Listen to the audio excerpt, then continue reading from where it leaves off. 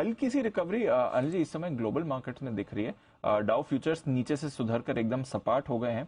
SGX Nifty भी आपको नीचे से सुधरते हुए दिख रहा है। एशिया में भी थोड़ी हलचल इस समय है, तो हल्की सी रिकवरी बाजार दिखा रहे हैं। बट रियली सर, मतलब एक दिन अमेरिका बाउंस बैक करता है, थोड़ी आशा जागती है।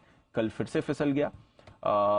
जनवरी में अच्छी गेंस थी, फरवरी में वापस फिसला है। जितनी भी गेंस इस साल डाउ की थी पूरी रिवर्स होकर साल के लिए नेगेटिव भी हो गया डाउ। देखिए, दोनों ही चीजें हैं अमेरिका में। आपको अच्छा देखना है, खराब देखना है। पहले खराब की बात करें, क्योंकि 232 पॉइंट डाउन नीचे बंद हुआ है, तो अमेरिका में फिर से ब्याज दरों की चिंताएं बढ़ती हुई दिख रही है। डॉलर इंडेक्स आपका 105 के करीब आ चुका है और बॉन्ड यील्ड्स 4% के करीब। yes. तो ये सारे फैक्टर्स हैं जो इक्विटी मार्केट पर दबाव बनाने का काम कर रहे हैं। डॉलर बढ़ता है तो इक्विटी और कमोडिटीज सब में गिरावट होती है।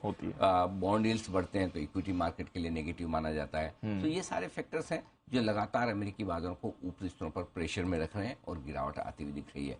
अब इनमें अच्छी बात देखना चाहें तो अच्छी बात क्या है दीप? अच्छी बात यह कि दिन के दौरान अमेरिकी बाजार लगातार उतार चढ़ाव दिखा रहे हैं, वोलेटिलिटी दिखा रहे हैं, और ये वोलेटिलिटी कहीं न कहीं बेस फॉर्मेशन की शुरुआत करती हुई दिख रही है अमेरिकी बाजारों के लिए भी। सो एक वो संकेत अच्छा है कि वोलेटाइल हो रहे हैं, एक तरफा गिरावट नहीं हो रही।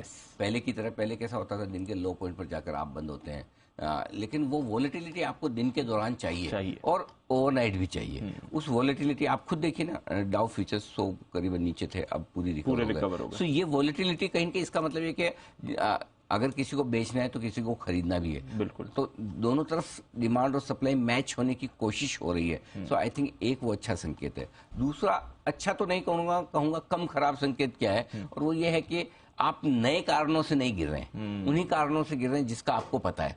एक जो पता हो जाता है और जिस कारणों पर आप रिएक्शन दे देते हैं, आगे चलते हुए बार बार उस पर एक रिएक्शन नहीं देंगे।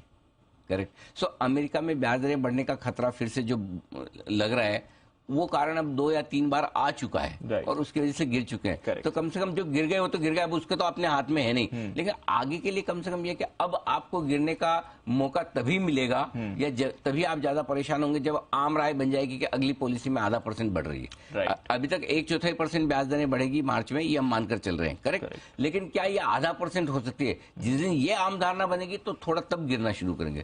अदरवाइज अब जो ब्याज दरों की बढ़ोतरी, डॉलर इंडेक्स का बढ़ना, बॉन्ड यील्ड का बढ़ना, ये काफी हद तक अमेरिका के प्राइस में आ चुका है।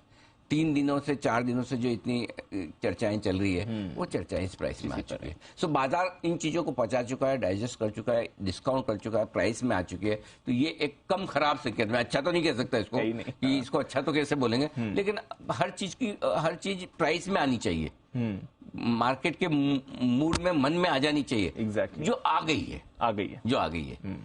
अब सिर्फ एक ही चीज बची, अगर आधा % की आम राय बन गई तो उस पर हम आगे पीछे वापस से अमेरिका में रिएक्शन होते हुए देखेंगे। अदरवाइज 1/4% ब्याज दरें बढ़नी है इस बार, 2 बार आगे और बढ़ेगी।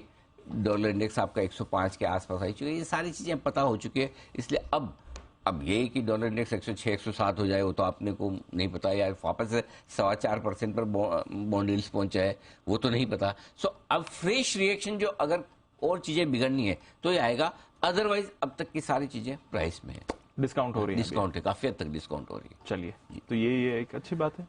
कम खराब, कल कम खराब है कल, क्योंकि जो आप एक और संकेत जो कहते हैं कि ब्रॉडर मार्केट का एक्शन देखना चाहिए, कल इनका जो रसल 2000 है वो माइल्ड पॉजिटिव बंद हुआ एटलीस्ट, तो थोड़ा स्टॉक स्पेसिफिक एक्शन यहाँ पर थोड़ा सा हमारे यहाँ भी आप देखिए कि ब्रॉडर मार्केट की कमजोरी कम हुई है, बिल्कुल हुई। अच्छा तो नहीं बोल सकते, देखिए अच्छा तो कुछ भी नहीं है, लेकिन कम हुई है। पहले जितना, कई बार ऐसा होता है ना कि निफ्टी आपको दिखेगा 25-50 पॉइंट नीचे है और मिड कैप स्मॉल कैप 1% नीचे हो जाते हैं। सो अब हमारे यहाँ भी थोड़ा सा ये देखिए, कल हमारा मिड कैप इंडेक्स भी 1% ऊपर बंद हुआ है। सो ऐसा नहीं कि मतलब अब थोड़ा सा ब्रॉडर मार्केट में गिरावट रुकती हुई दिख रही है, ये एक अच्छा संकेत है। बिल्कुल।